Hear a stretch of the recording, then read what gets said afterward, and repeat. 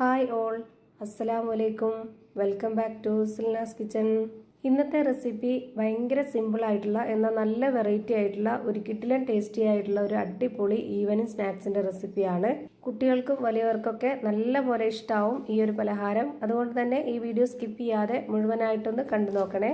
ഒപ്പം തന്നെ ഈ വീഡിയോസ് നിങ്ങൾക്ക് ഇഷ്ടപ്പെടുകയാണെങ്കിൽ ഒരു ലൈക്ക് ചെയ്ത് ഷെയർ ചെയ്ത് സപ്പോർട്ട് ചെയ്യാനും മറക്കരുത്. ഇനി നമുക്ക് റെസിപ്പിയിലോട്ട് അടക്കാം.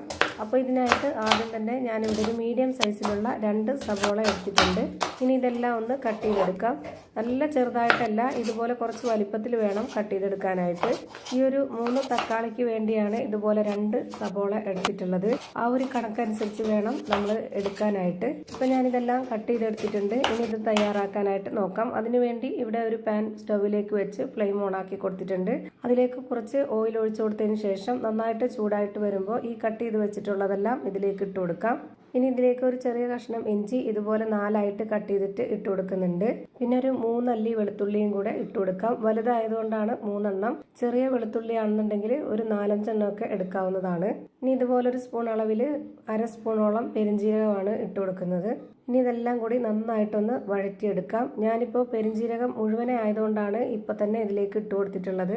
പൊടിയാണെന്നുണ്ടെങ്കിൽ ഇപ്പോൾ ഇട്ട് കൊടുക്കേണ്ട ആവശ്യമില്ല. ഇനി ഇതൊന്ന് വെന്ത് വരാനായിട്ട് അടച്ചു വെക്കുന്നുണ്ട്. നല്ല പോലെ വെന്ത് കുഴഞ്ഞ് കിട്ടണം.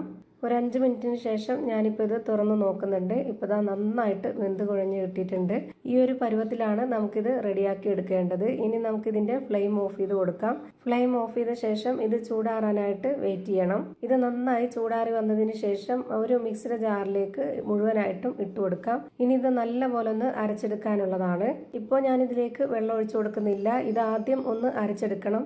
എന്നിട്ട് നമുക്കിത് അരയാതെ വരുന്ന ആ ഒരു ടൈം ആകുമ്പോഴത്തേക്ക് നല്ല കട്ടിയായിട്ടിരിക്കുമ്പോൾ നമ്മൾ ഇതിലേക്ക് ഒരു 1/4 കപ്പ് വെള്ളം ഒഴിച്ചു കൊടുത്തതിന് ശേഷം നന്നായിട്ട് ഒന്നും കൂടി അരച്ചിട്ട് എടുക്കാം. അങ്ങനെ അരച്ചെടുക്കുമ്പോൾ നല്ല നൈസായിട്ട് ഒട്ടും തന്നെ തരികളില്ലാതെ നന്നായിട്ട് അരഞ്ഞു കിട്ടും. ഇപ്പം ഞാൻ ഈ അരച്ചെടുത്ത മിക്സിനെ മുഴുവനായിട്ടും ഇതുപോലെ പാത്രത്തിലേക്ക് ഒഴിച്ചു കൊടുത്തിട്ടുണ്ട്. ഇനി ഇതിലേക്ക് ഇട്ട് കൊടുക്കേണ്ടത് അരിപ്പൊടിയാണ്. അരിപ്പൊടി വറുത്തതോ വറുക്കാത്തതോ ഏത് വേണമെങ്കിലും എടുക്കാവുന്നതാണ്. ഞാനിപ്പോൾ എടുത്തിട്ടുള്ളത് വറുത്ത അരിപ്പൊടിയാണ്.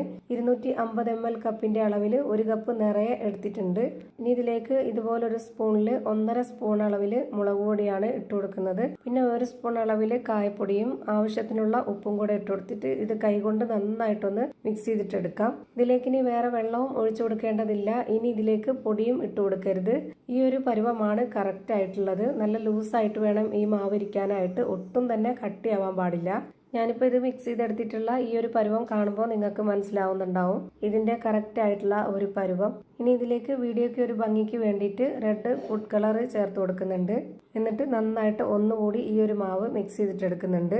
ഇനി ഒരു പാത്രത്തിൽ വെള്ളം എടുത്തിട്ട് നമ്മുടെ കൈ അതിലൊന്ന് മുക്കിയെടുത്തതിന് ശേഷം ഇതുപോലെ മാവ് റെഡിയാക്കി എടുക്കാം. ഇതിന് പ്രത്യേകിച്ച് ആകൃതി ഷേപ്പൊന്നും വേണമെന്നില്ല. കൈ വെള്ളത്തിൽ മുക്കുക, ഇതിന് മാവ് എടുക്കുക, നമ്മൾ നേരെ എണ്ണയിലേക്ക് ഇട്ട് കൊടുക്കുക.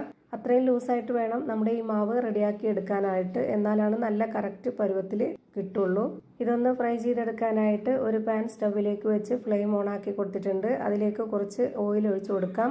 ഓയിൽ നന്നായിട്ട് ചൂടായിട്ട് വരുമ്പോൾ അതിലേക്ക് ഓരോന്നോരോന്നായിട്ട് ഇട്ട് കൊടുക്കുന്നുണ്ട്. ഓരോ പ്രാവശ്യവും ഓരോന്നും നമ്മൾ ഇതിലേക്ക് ഇട്ട് കൊടുക്കുമ്പോഴും കൈ നനച്ചിട്ട് വേണം ഓരോ മാവും എടുക്കാനായിട്ട്. അല്ലാന്നുണ്ടെങ്കിൽ കയ്യിൽ ഒട്ടിപ്പോവും. ഇത് നന്നായിട്ട് ചൂടായിട്ട് വന്നിട്ട് ഒരു മീഡിയം ഫ്ലെയിമിലേക്ക് മാറ്റിയതിന് ശേഷം വേണം നമ്മൾ ഈ മാവ് മുഴുവനായിട്ടും ഇട്ട് കൊടുക്കാനായിട്ട്.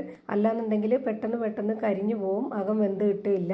ഇപ്പൊ ഇതിന്റെ ഒരു സൈഡ് വെന്ത് കിട്ടിയിട്ടുണ്ട്. ഇനി ഇതെല്ലാം ഒന്ന് തിരിച്ചിട്ട് കൊടുക്കാം. തിരിച്ചിട്ട് കൊടുത്തതിന് ശേഷം പിന്നെ 1 മിനിറ്റ് നേരത്തേക്ക് വെയിറ്റ് ചെയ്താൽ മതി. അപ്പോഴേക്ക് നമ്മുടെ പലഹാരം കറക്റ്റ് ആയിട്ട് വെന്ത് കിട്ടും. ഇപ്പൊ ഞാനിതെല്ലാം തിരിച്ചിട്ട് കൊടുത്തിട്ടുണ്ട്. ഇനി ഈ ഒരു ഭാഗം കൂടി ഒന്ന് വെന്ത് വരട്ടെ.